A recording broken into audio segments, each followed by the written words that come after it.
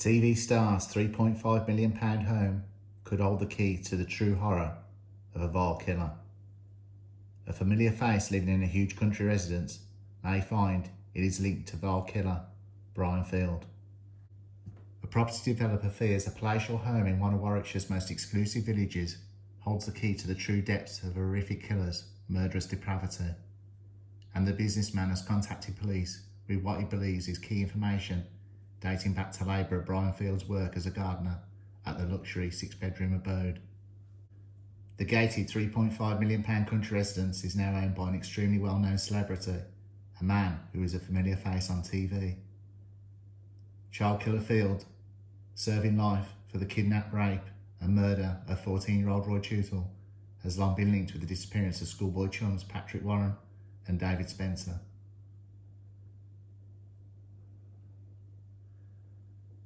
The Chelmsley boys who went missing on Boxing Day 1996 have been dubbed the Milk Carton Kids. They were the first faces to appear in a series of missing person appeals carried on the side of the containers. Channel 4 documentary In the Footsteps of Killers claimed Patrick, then 11, and 13-year-old David had been seen in the company of Field days before they vanished. The developer who helped demolish the existing home and build a new one on its footprint has handed the information to the police, and one former senior detective described it as highly significant. The businessman recalled a conversation with the then owner of the house who revealed that Field was employed as a gardener in the mid-1990s. Now, after the evil handyman's murder conviction in 2001 and the documentary's revelations that the man is haunted by one particular encounter with the employee, he discovered Field, who escaped justice for the 1968 death of Roy Tutel for decades, digging a deep trench. The scale of the work was baffling. He'd only asked Field to raise 2 slabs. Field dug to such a depth that the brickwork close to the trench later suffered subsidence. Disturbingly, Field, who usually arrived at work on a bicycle, was driving a pickup truck that day. The developer, who asked not to be named but has given his details to West Midlands Police, said was knee-deep in a trench at the left-hand side of the property. He couldn't figure that out. He only wanted him to raise a couple of slabs. A bit of sand was all that was required.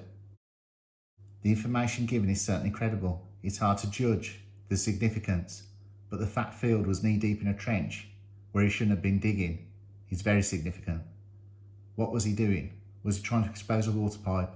No. He was at a spot where there was not even a gully for rainwater. He was at a spot where there is no visibility from the road.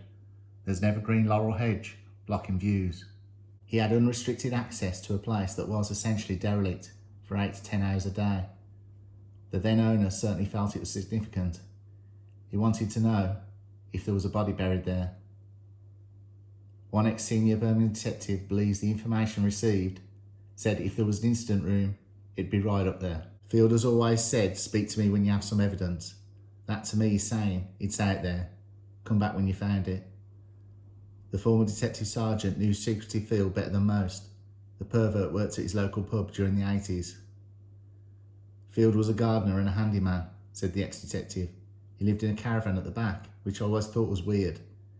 He'd been painted as some genial punter, a man who enjoyed playing chess, which was not to my recollection.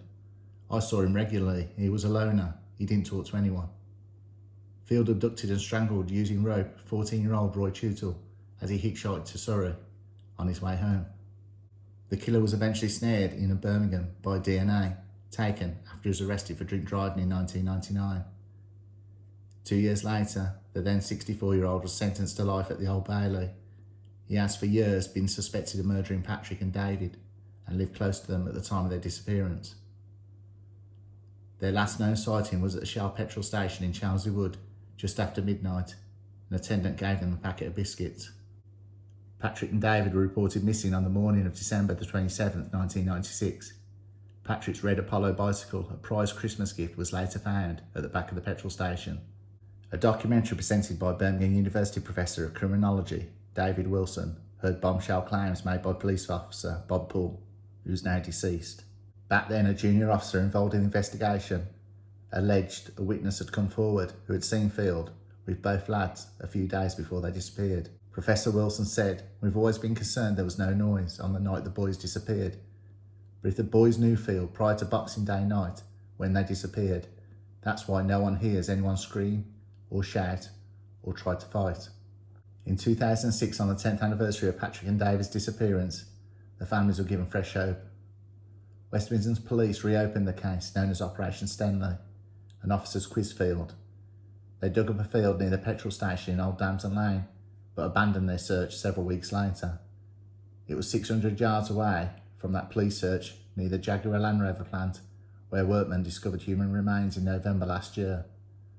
West Midlands Police cordoned off the area following the grim discovery and conducted a fingertip search of the scene. The remains were subject to forensic and archaeological analysis, but they were not a match for the missing pair. In an appeal for information held on the 20th anniversary, David's brother Leo Toole said the family needed to be able to find them and lay them to rest. Leo was 9 at the time when David disappeared, so it's been very tough over the years. It's been very rough. Mum spent time in mental hospitals, Dad worked all hours to keep a roof over our heads, and I suffered terrible nightmares. I have come to terms with the fact that David is dead, but it's not knowing what happened or where he is that is so hard. I can't explain how rough it has been for us, and it will stay rough until we get some closure.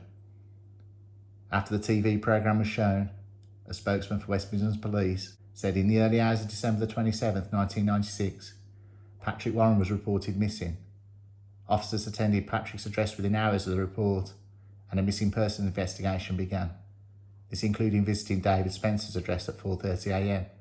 on December the 27th, 1996, although David has not been reported missing to the police at that time.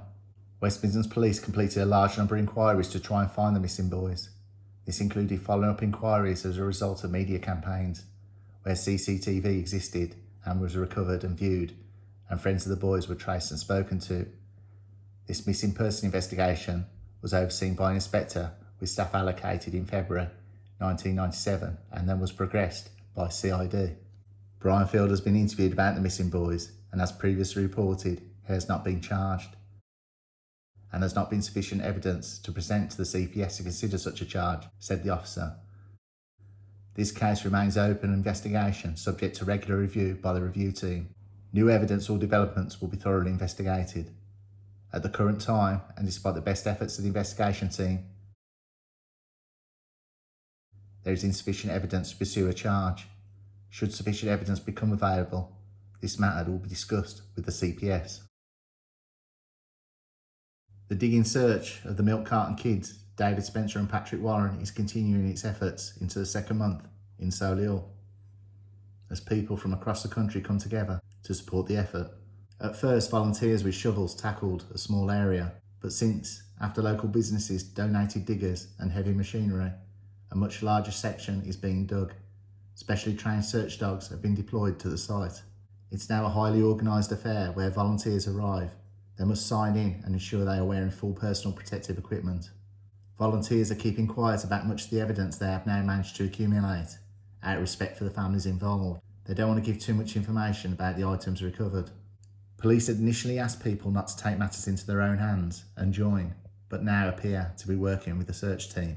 The volunteers are in close communication with Ian Ingram, Detective Chief Inspector of the West Midlands Police. As well as physical digging, there's a lot of activity going on in the background.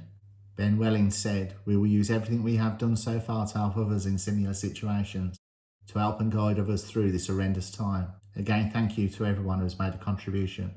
The community getting together has been overwhelming. Thank you."